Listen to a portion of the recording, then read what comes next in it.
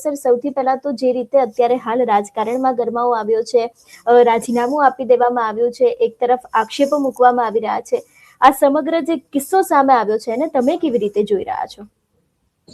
બેન, જયારે આઝાદી મળી અને ત્યાર પછીનું જે રાષ્ટ્ર નિર્માણની પ્રક્રિયાઓ હતી, રાજનીતિ હતી, દ્વિપક્ષીય બે મુખ્ય રાષ્ટ્રધારાના વિચારધારાના પક્ષોનું રાજનીતિ હતી, અને હવેની રાજનીતિમાં આબ જમીનનું અંતર થઈ ગયું છે. હવે તો હાઇલાઇટ એ કરવા માટે રહેવા માટે પ્રચાર પ્રસારની અંદર કંઈક ને કંઈક નવા તુક્કા કરવામાં આવે છે, અને પક્ષનું તો હવે કોઈ મહત્વ જ નથી રહ્યું. જ્યાં સત્તા મળી એ પક્ષમાં તમારે ચાલ્યા જવાનું.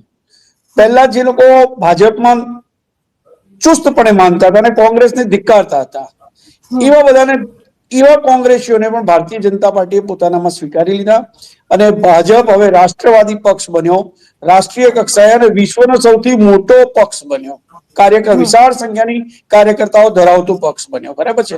અત્યારે ધનવાન પક્ષ પણ છે. પણ ભારતીય જનતા પાર્ટી માટે અત્યારે સૌથી મોટું જો એનું નાક હોય તો એ ગુજરાતનું રાજનીતિ છે, રાજકારણ છે.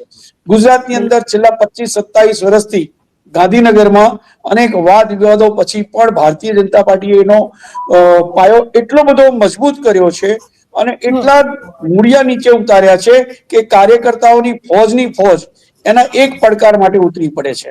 અને એની સામે જે સામે પક્ષે છે એ કોંગ્રેસ, અને હમણાં 10-15 વર્ષથી ધ્યાનમાં આવેલું આપ કે બીજા કોઈ અપક્ષ.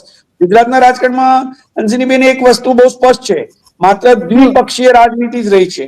ત્રીજો પક્ષ, કોઈ પ્રાદેશિક પક્ષ ક્યારેય ટક્યો નથી.